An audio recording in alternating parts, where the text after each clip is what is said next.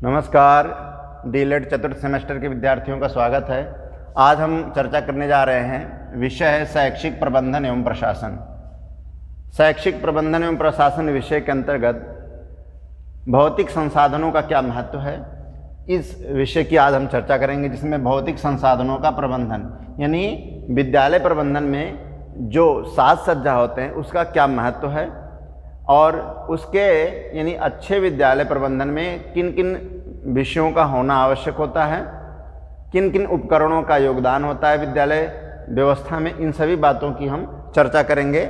तो पहले है विद्यालय भवन और उपकरण। विद्यालय भवन में उपकरण का क्या योगदान है। जिस प्रकार से विद्यालय तभी विद्यालय कहलाएगा जब उसमें विभिन्न प्रकार के उपकरण शामिल हों। उपकरण का आशय यह है कि साज सज्जा, जैसे बैठने की व्यवस्था, पंखा, हवादार जंगले और अच्छा वातावरण हो, इन सभी बातों का अपना एक महत्व होता है। तो विद्यालय भवन में उपकरण का क्या रोल है। जिस प्रकार से शरीर बहुत सुंदर हो लेकिन उसमें अच्छे कपड़े ना हो तो उस सुंदरता का कोई योगदान, कोई रोल नहीं होता है, सुंदरता प्रकट करने का कोई एक स्वरूप नहीं होता है। उसी प्रकार से विद्यालय प्रबंधन में विद्यालय उपकरण का बहुत बड़ा रोल होता है। तो इसलिए विद्यालय भवन को उपकरण एवं साज सज्जा से सजाने की आवश्यकता होती है। अब हम आगे चर्चा करते हैं स्कूल निर्माण करते समय रखे जाने वाली सावधानियां, यानी जब विद्यालय भवन का निर्माण होता है उस समय यह पूर्व में निर्धारित कर लिया जाता है कि विद्यालय में कौन कौन सी साज सज्जा का निर्माण करना है, उन साज सज्जा का क्या रोल होता है। विद्यालय भवन के निर्माण में स्थान का महत्व है, संसाधनों का महत्व है और विद्यालय का मॉडल यानी विद्यालय भवन कैसे बने उसके अलग अलग मॉडल है। एल आकार में भी होता है, यू आकार में भी होता है, अलग अलग प्रकार हैं उसके। तो हम प्रथमतः चर्चा करेंगे कि कैसा होना चाहिए।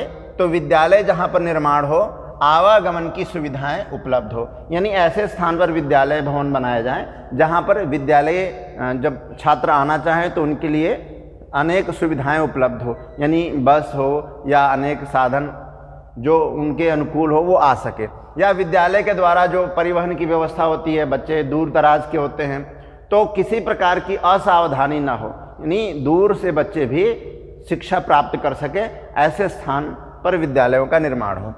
इस आधार पर आवागमन की सुविधा उपलब्ध हो, ऐसे स्थान को चुना जाए। दूसरा महत्वपूर्ण है प्राकृतिक वातावरण।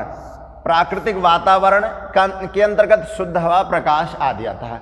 प्राकृतिक वातावरण का आशय यह है कि ऐसे स्थान पर विद्यालय भवन का निर्माण हो जहाँ पर अगल बगल में कुछ ऐसे प्राकृतिक दशाएं हों, सुंदर वृक्ष आदि ढेर सारे लगाए जाएं, प्रांगण की व्यवस्था हो और शोर शराबे से दूर हो। तो प्राकृतिक वातावरण का बहुत बड़ा महत्व होता है, क्योंकि विद्यार्थी जब अपने घर से आता है तो शुद्ध हवा चाहता है। शुद्ध हवा से क्या होता है कि सारी चीज़ें व्यवस्थाएं बनी रहती हैं और वो बच्चा बीमार नहीं होता है। प्रकाश का बहुत बड़ा महत्व है ताकि अच्छी प्रकार से उसके किसी आँख पर प्रभाव ना पड़े। इसके बाद आता है यह कैसे स्थान पर हो और कौन कौन सी समस्याएं आती हैं। कारखाना, मंडी, बस स्टैंड से दूर हो, यानी ऐसे भवन निर्माण किए जाएं जिसमें कोई बहुत सारे कारखाने का निर्माण हो रहा है। वर्तमान समय में औद्योगिक क्रांति है जिसके कारण बहुत सारे विद्यालय ऐसे कारखानों के बीच में रहते हैं, बहुत शोर शराबे होते हैं। तो ऐसे कारखानों से दूर हो। मंडी, बहुत सारी मंडियाँ होती हैं, उसमें भी भीड़ भड़का बहुत अधिक होती हैं, इसके वजह से शिक्षा प्रभावित होती है। बस स्टैंड में भी शोर शराबे होते हैं। तो इन विभिन्न चीज़ों को ध्यान में रखा जाए विद्यालय भवन निर्माण में। आधुनिक सुविधाएं, वर्तमान समय में बहुत सारे ऐसे विद्यालय हैं आज भी जिसमें सुविधाओं के अभाव में बच्चे अपनी दिनचर्या अच्छी नहीं बना पाते हैं, पठन पाठन में भी समस्याएं आती हैं। तो महत्वपूर्ण क्या है, बिजली, पानी, अस्पताल, बैंक आदि। छोटे स्कूल हों यानी छोटे लेवल का स्कूल हो या डिग्री सेशन का स्कूल हो, विद्यालय हो, या और बहुत सारे ऐसे विद्यालयों का निर्माण होता है। सभी में भवन निर्माण करते समय इन महत्वपूर्ण बातों को ध्यान में रखा जाता है, यानी बिजली की व्यवस्था अच्छी हो, पानी की व्यवस्था हो, अस्पताल या किसी कारण से यदि अस्पताल नहीं है तो छोटा सा कोई इस तरह से व्यवस्था हो कि यदि किसी कारण से बच्चा बीमार होता है या कोई भी इस तरह से समस्याएं उत्पन्न होती हैं बच्चे के जीवन में या क्लास के समय में, तो वो सुविधाएं विद्यालय भवन के द्वारा उपलब्ध कराया जा सके।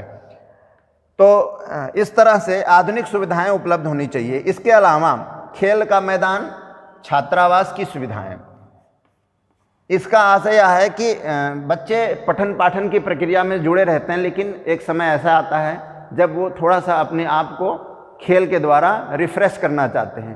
तो हमारे यहाँ शिक्षा नीति में भी सहगामी क्रियाओं का बहुत बड़ा महत्व होता है।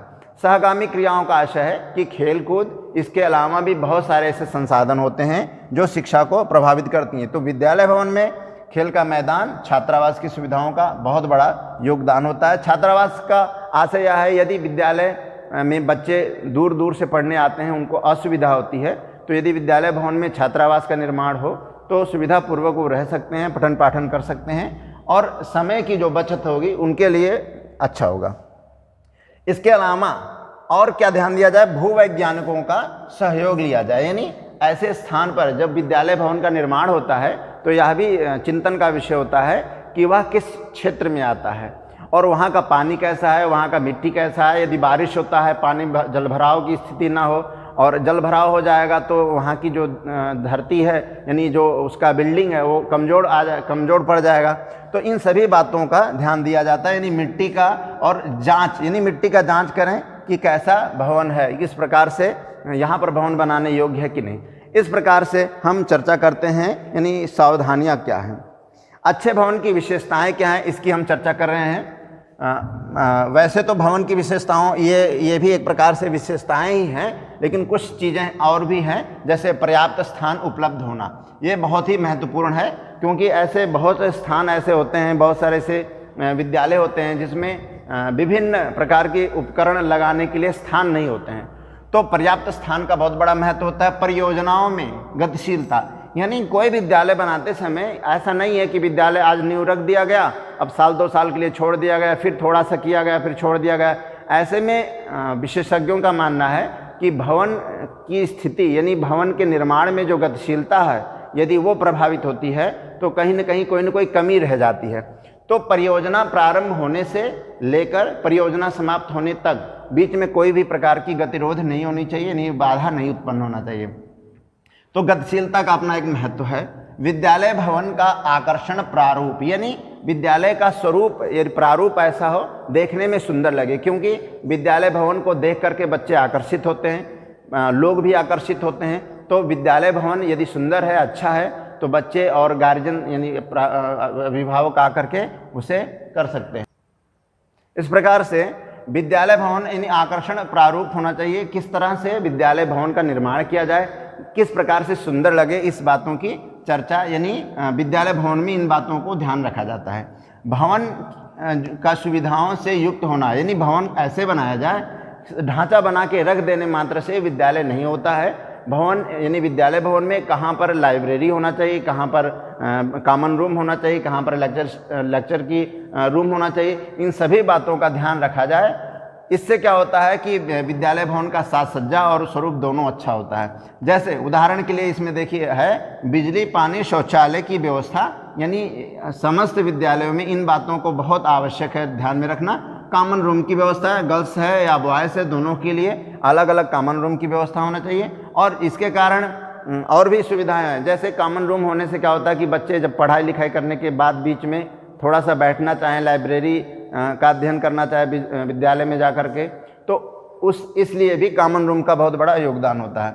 इस प्रकार से विभिन्न बातों का अपना एक महत्व है। विद्यालय उपकरण के विषय में चर्चा आती है कि क्या क्या होना चाहिए। तो सामान्य रूप से समस्त उपकरण तो होते हैं, फिर भी प्रयोगशाला का बहुत होना आवश्यक होता है, क्योंकि यदि विज्ञान के विद्यार्थी हैं तो उनके लिए बिना प्रयोगशाला के संभव नहीं है पठन पाठन। वाचनालय, जैसे पुस्तकालयों का अपना एक महत्व है, उसी तरह वाचनालय का अपना महत्व है, क्योंकि बच्चे पुस्तक लेकर अध्ययन अध्यापन करें। खेल कूद का आयोजन हो, यानी खेल का मैदान होना चाहिए, खेल के उपकरण होना चाहिए।